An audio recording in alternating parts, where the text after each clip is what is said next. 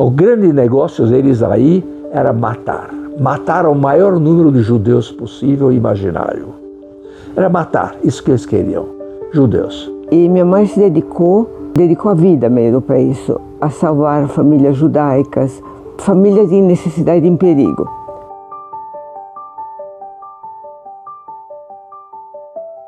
Meu nome é Gabriel Waldman, tenho 87 anos, nasci em 1938 na Hungria. Todo mundo já sabia que a Alemanha ia perder a guerra. Os próprios nazistas já sabiam isso, ou pelo menos muitos deles. O grande negócio deles aí era matar. Matar o maior número de judeus possível e imaginário. Era matar, isso que eles queriam, judeus, que eram muito mais nazistas do que alemães. Invadiram a Hungria, mais especificamente em fevereiro de 1944, portanto mais ou menos um ano antes do fim da guerra. Invadiram a Hungria, depuseram o governo fascista, que era aliado deles, né? Como aliado que ele queria traí-los, né? Depuseram o governo, impuseram um governo nazista, mesmo efetivamente nazista, e aí o inferno desabou sobre nós. Minha mãe estava sozinha comigo. Meu pai ia fora na guerra, nós não sabíamos nada sobre ele. Toda a família dispersa, toda a família do meu pai, todos eles, grande família, meus avós, 2 tios, uma tia, respectivos maridos e esposa, monte de penca de priminhos, nem sei quantos eram, todos foram mandados para Auschwitz, alguns dos campos da Polônia, e foram trucidados. Ninguém voltou. Os países neutros na guerra, Suíça, Suécia, Portugal, Espanha, Vaticano também, podiam alugar ou comprar casas, prédios, e teoricamente essas casas eram seguras, então eles emitiam salvocondutos. Pessoas que tinham esses salvocondutos podiam ir para lá e estariam pseudo-seguras. Então minha mãe conseguiu uma salvoconduto para o prédio da Suíça. Então fomos para lá. Agora o negócio é o seguinte, esse prédio, eu me lembro que comportava no máximo 60 pessoas. No máximo 60 pessoas. Um prédio pequeno, nem me lembro quantos andares tínhamos, 1 ou 2, sei lá. Acontece, tinha 600 pessoas avolumadas lá dentro. No lugar onde cabiam 60, tem 600. Então o que aconteceu? Tínhamos turnos para dormir. Digamos, o primeiro turno das 8 ao meio-dia, só para dar um exemplo. Essas pessoas deitavam no chão, ou talvez tinha travesseiros, não me lembro mais que tinha, mas podiam deitar e dormir. O resto tinha que ficar de pé. Sentar era impossível, tinha que ser de pé. Agora eu pergunto para vocês, eu escrevi um livro, depois vocês conhecem o meu livro, depois eu vou mostrar também. Como que uma criança, ou como uma mãe conseguiu convencer uma criança de 6 anos de idade, acho que não tinha nem 6 ainda, perto de 6 anos de idade, de ficar de pé, com fome, frio, sede era terrível, pior que a fome, sede, sem dormir, sem poder dormir, ficar de pé durante não sei quantas horas. Como conseguir convencer? Quer dizer, eu tenho uma única resposta. Numa época extremada como essa, não existem crianças, existem adultos prematuros. Nós pensávamos, bom, quem sabe as coisas vão melhorar. Ficamos mais 4 anos na Hungria, até 49. Quer dizer, 45 que terminou a guerra, ficamos até 49.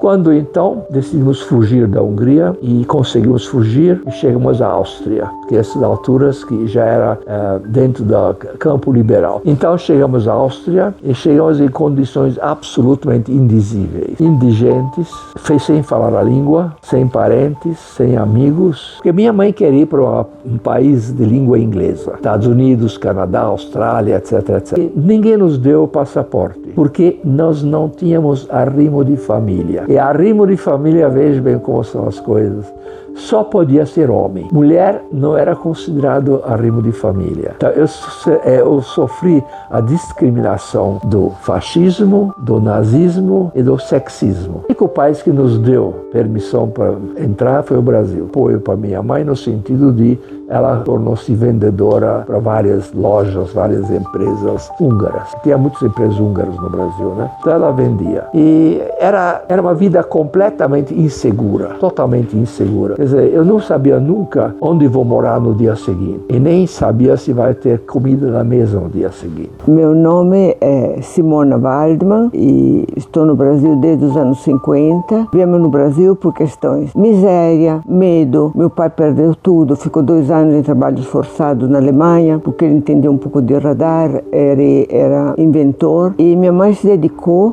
a vida mesmo para isso, a salvar famílias judaicas e famílias em necessidade e em perigo. Minha mãe amamentou 18 crianças. 2 eram judias, que ela dava prioridade, porque tinha muito medo, pena, compaixão dessa comunidade. Havia uma filosofia em casa: pisamos no Brasil, esse é o nosso país, fechamos com cadeado tudo que passamos e nunca mais se tocou em guerra, até que eu casei com o Gabriel. Relacionei na infância, né, que eram coisas muito fortes. Então, para você sobreviver, você tem que ter uma escapatória. Você não tem infância, ou tem escapatória, ou você não sobrevive. Então, os alemães chegaram, ocuparam tudo, jogaram as freiras todas fora, não mataram, mas enfim, desalojaram. Eu sentia tanta raiva pela prepotência, pela coisa toda. Os russos gostavam de crianças e bichos, os alemães não, matavam crianças. Então, os alemães não, estou errado, os alemães são maravilhosos como povo, os nazistas. Contestava porque não concordava com muita coisa, né? Mas por outro lado, eu aprendi a sublimar, a bolar coisas diferentes, viver em ambientes diferentes e fugir desse horror que é uma guerra. Eu me recusava a ter medo. Então brigava, contestava, sempre fui rebelde. Ofereceram a Austrália, mas tem que deixar meu irmão aqui, na Itália ou algum lugar, porque não aceitavam homens, faltavam mulheres. E minha mãe se recusou. Então, fora a Austrália. E o Brasil nos abriu os braços. E realmente fomos recebidos de braço aberto. Éramos considerados especiais pelo brasileiro. Uma fascinação pelo judaísmo, porque a gente não sabia o que estava acontecendo nos campos de concentração e de matanças, né? Mas eram chamados forlati, eram os sem teto, sem pátria. Não é só agora, é séculos, milênios que sobrevivem.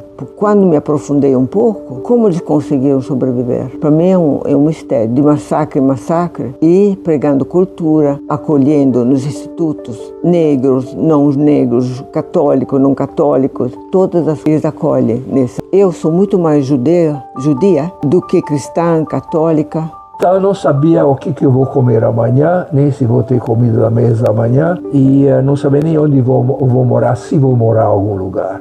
Tudo provisório, tudo improvisado. Minha mãe casou em segundas núpcias quando tinha 14 anos de idade. Foi aí a primeira vez que eu descobri a palavra estabilidade.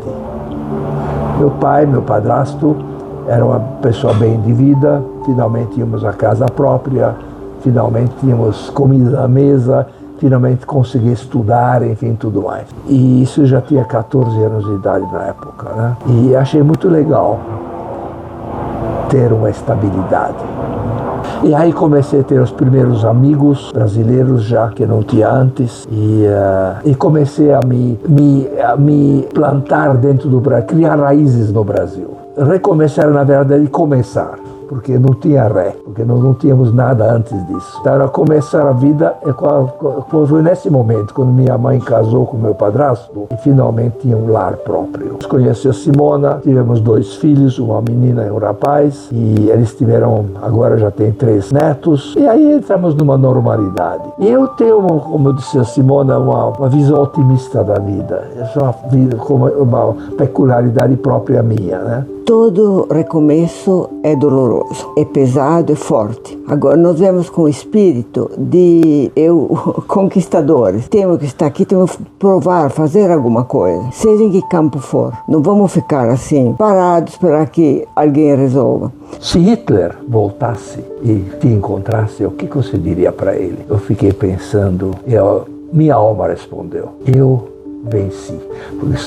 Pensando nos meus filhos, meus netos, eu ganhei. Essa mensagem porque acredito cegamente. Nunca desista. Enquanto todo dia você levantar de manhã, acontece um pequeno milagre. É só estar aberta para isso.